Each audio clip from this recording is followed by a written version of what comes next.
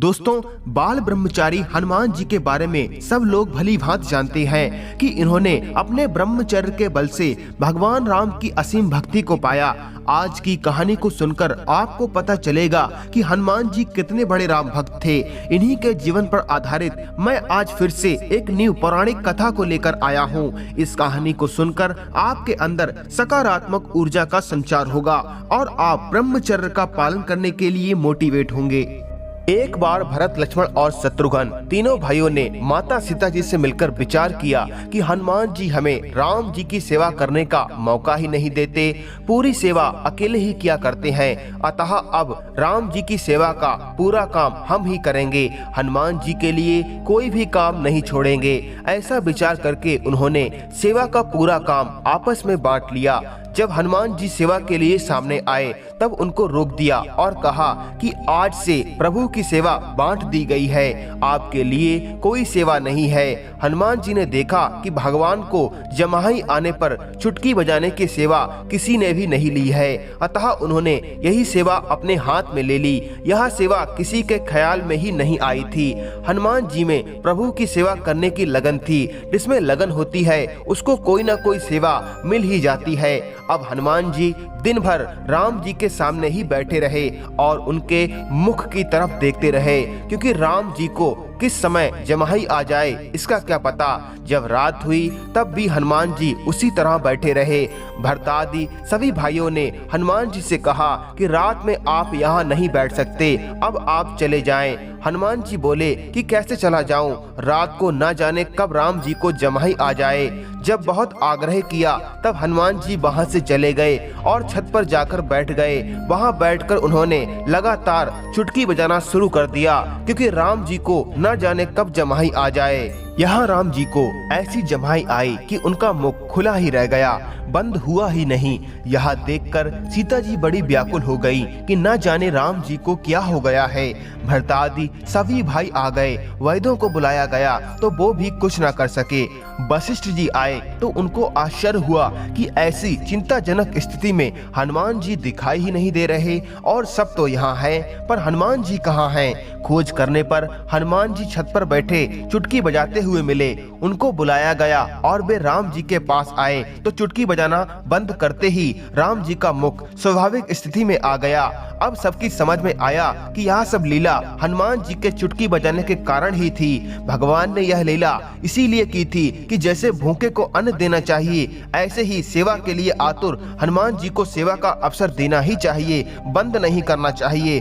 फिर भरतादि भाइयों ने ऐसा आग्रह नहीं रखा। हनुमान जी भगवान राम के सच्चे भक्त थे। जब लंका में रावण को परास्त करने के बाद प्रभु राम, माता सीता अपने भक्त और सेवक हनुमान के साथ अयोध्या वापस लौट चुके थे। प्रभु राम के आने की खुशी में पूरे अयोध्या में हर्षोल्लास का माहौल था।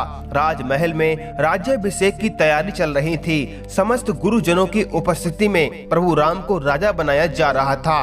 राज्याभिषेक के बाद अब वक्त था उन लोगों को उपहार देने का जिन्होंने प्रभु भक्ति का परिचय दिया था। जब हनुमान जी की बारी आई तब भगवान राम ने अत्यंत मूल्यवान मोतियों की माला अपने गले से उतारकर हनुमान जी को दी, जिसका मूल्य बहुत ज्यादा था। लेकिन इतनी मूल्यवान माला होने के बावजूद भी हनुमान जी ने उसे अपने दांतों से तोड़ दिया और एक एक करके मोती लेकर बड़े ही ध्यान से उसे देखने लगे। सभागार में मौजूद सभी लोग हनुमान के इस व्यवहार से अचंभित हो गए। माता सीता ने उनसे इसका कारण पूछा कि आपने इतनी मूल्यवान माला को अपने दांतों से क्यों तोड़ डाला और ऐसे उस माला में आप क्या देख रहे हो? इस पर हनुमान जी ने उत्तर दिया कि जिस पदार्थ से उन्हें राम नाम की ध्वनि सुनाई नहीं देती, वह वस्तु उनके लिए व्यर्थ है। इस पर माता सीता ने हनुमान जी को परखते हुए कहा कि क्या आपके संपूर्ण शरीर से भी राम नाम की ध्वनि आती है?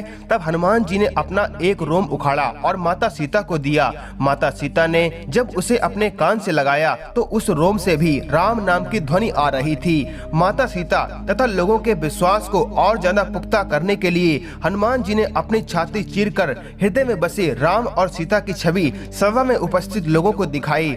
सभा में मौजूद सभी महानुभाव भाव के हक्के बक्के रह गए। भक्ति की इस पराकाष्ठा को देखकर भगवान राम ने हनुमान जी को गले से लगा लिया। हनुमान जी को इस तरह की भक्ति की प्राप्ति ब्रह्मचर्य का पालन करने से मिली, क्योंकि बिना ब्रह्मचर्य के भगवान की भक्ति की प्राप्ति मनुष्य को मिल ही नहीं सकती।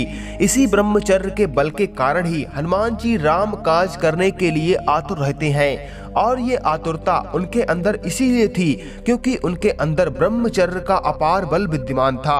इसी ब्रह्मचर्य के बल के कारण उन्होंने राम जी के बड़े से बड़े कठिन कामों को सहज ही सुलभ कर दिया था। जो मनुष्य बड़ी ही श्रद्धा भाव से ब्रह्मचर्य को अपने शरीर में धारण करता हुआ भगवान की भक्ति करता है, ऐसे भक्त के भगवान वश में हो जाते हैं। इसीलिए कहा जाता है भगत के वश में है भगवान। ब्रह्मचर्य वो अमृत है जिसके सेवन से काम रूपी वासना का नाश हो जाता है।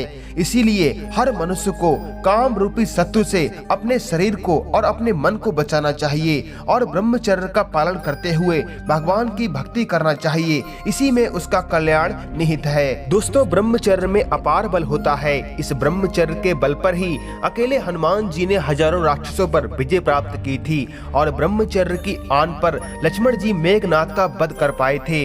वीरवर भीष्म की जो इतनी महिमा है वह उनके अखंड ब्रह्मचर्य पालन का ही फल है।